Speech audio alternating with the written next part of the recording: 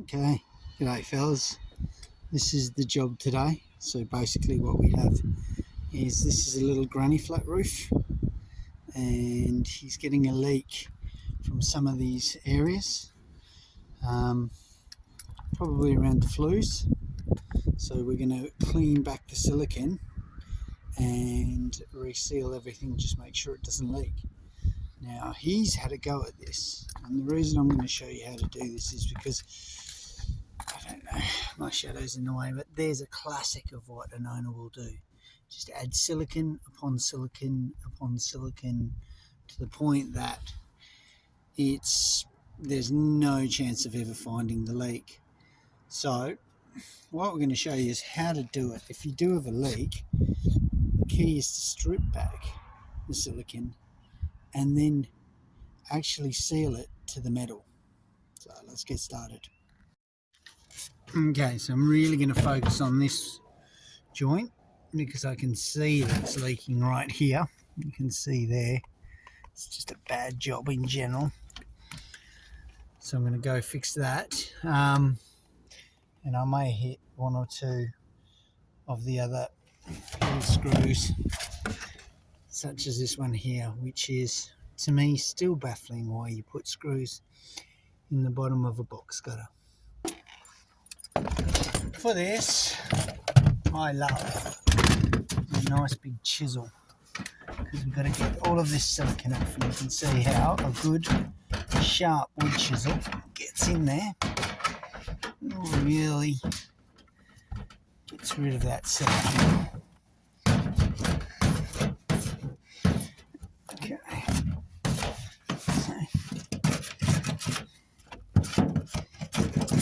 so whoever did this should have been shot. Just quickly, I'll give you a better angle.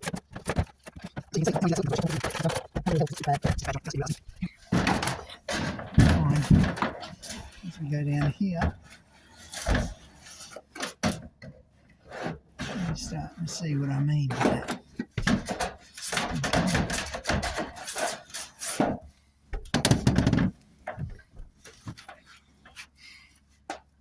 So you can see what's happened, and they've just filled the whole thing up with silicone. So we got to get that out in order to get it to stick together, because that should all have mechanical fixings in it.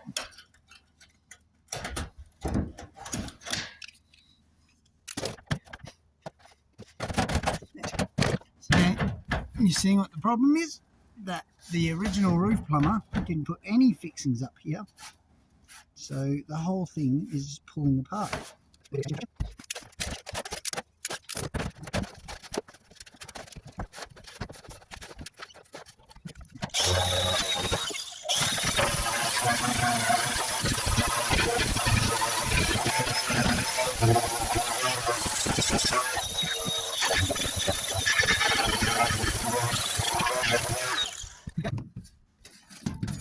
Now I did that with an angle grinder, but you can get little wire brush attachments to a drill. Probably worse on this, purely because this is a big, really big size slip joint. Just from my point of view, no amount of silicone will fix that. Sorry, I'll anyway, just a little bit.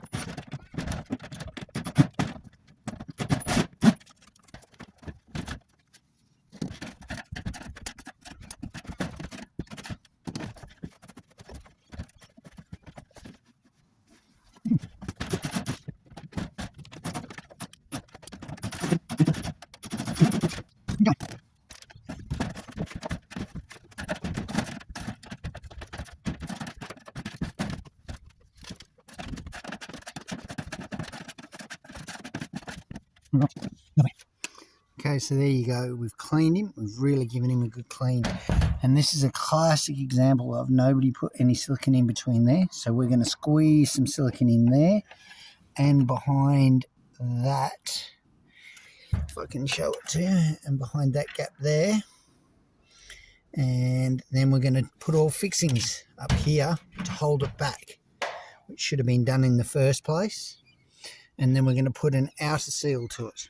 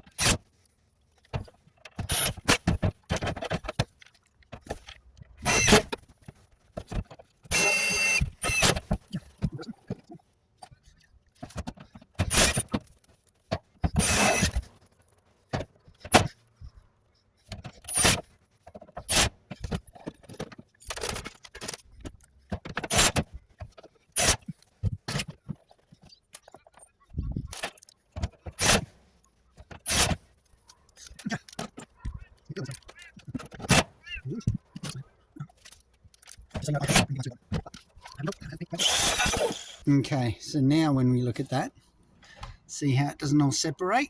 It all holds together, and that'll allow that silicone to dry in between it, which becomes like a bond on top of that. And it's a matter of sealing it now, making sure that it doesn't leak.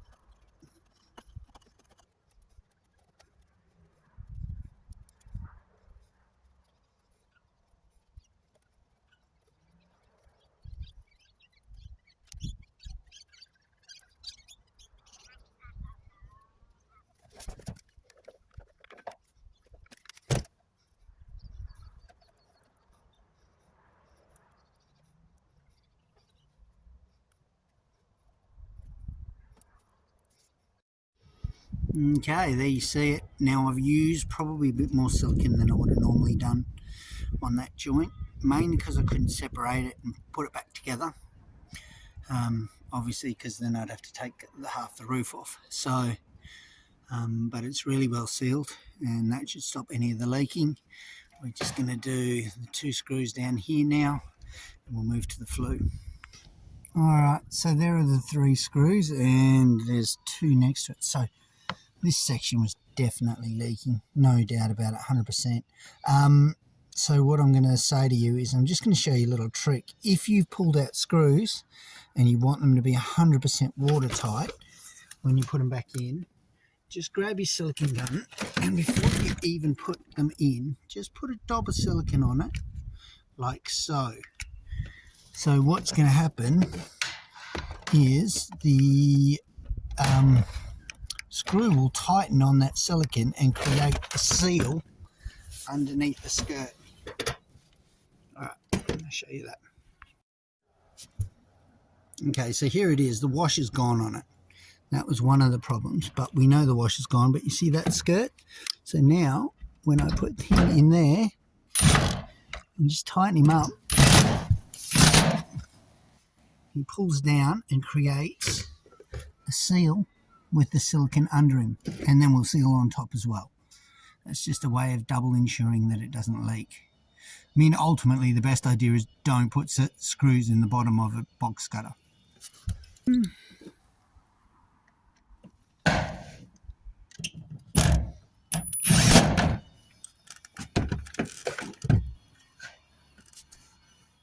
Don't stress too much, the screw will naturally find the hole. Okay, just don't push too hard and it should find your hole for you. You should be able to feel it going through it like so. And it's a matter of sealing it all up.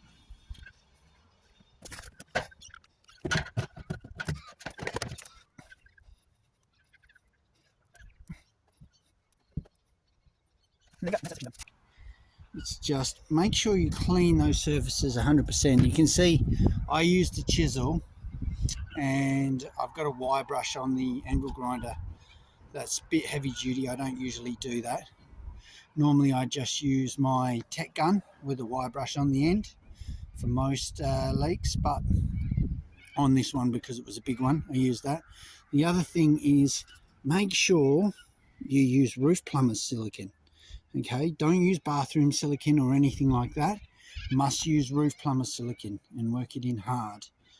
All right, and apart from that, you've seen most of the other things. Do not put silicone over silicone. It doesn't stick properly. So if that silicone there was leaking, clean it down and then reseal it. Don't just put silicone over it, because you'll find it'll just leak later. Right, and that's about it. That's the tips and tricks to siliconing up any leaks that you've got. So if you like this, please subscribe. Otherwise, catch you on one of my other videos.